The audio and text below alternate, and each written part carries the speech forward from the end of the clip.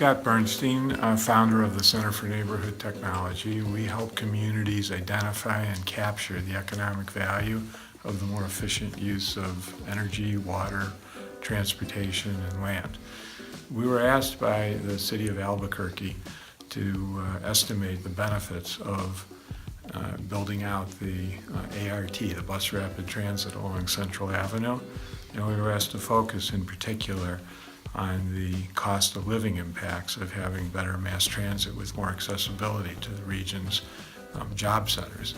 And to do this, we used our software, which is called the Housing and Transportation Affordability Index, and a second program called the Location Affordability Index, so we could look at how this impact worked for different household levels. The bottom line is that living in the right place in Albuquerque can reduce the cost of living by 10 to 20 percentage points compared to living in a place that apparently has the least cost housing but might have the highest cost need to own cars.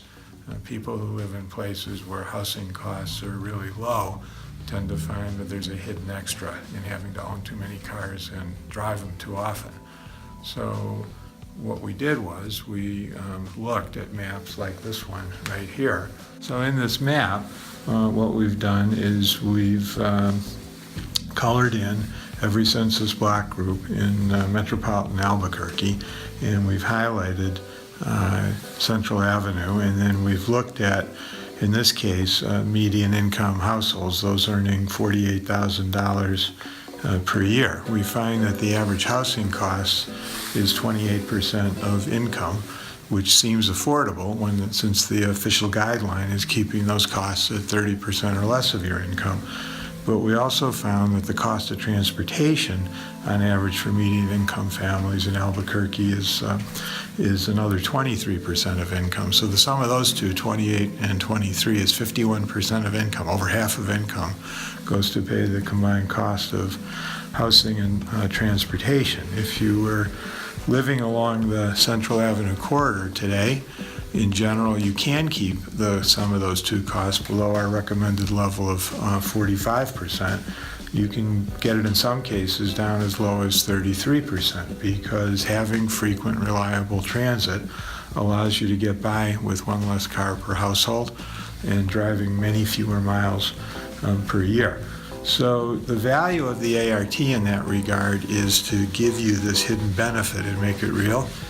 For more people who either are already located along that corridor or choose to locate there, or for employers who are looking to make it possible for a workforce to get to them using this new system. If we look therefore at the aggregate benefit of what happens if a lot more people start using the ART and the whole ABQ ride system, what we find is that for lower income people, those officially in poverty making less than $24,000 per year, we can actually lower the poverty rate. There's 110,000 people out of the 550,000 people in Albuquerque who are officially in poverty.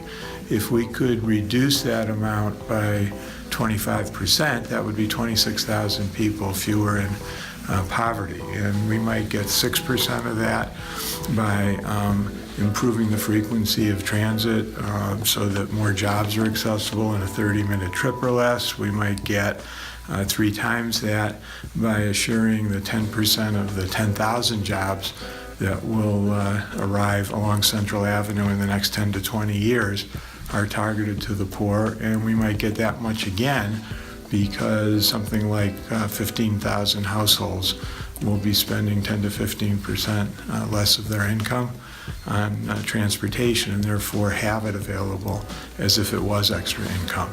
And that's the bottom line for us. If we're going to make these benefits count, we have to count the benefits. This project allows Albuquerque for the first time to see that, and we hope to program those objectives of cost of living reduction and poverty reduction to the entire overall effort. Finally, we're not building this system just for the poor.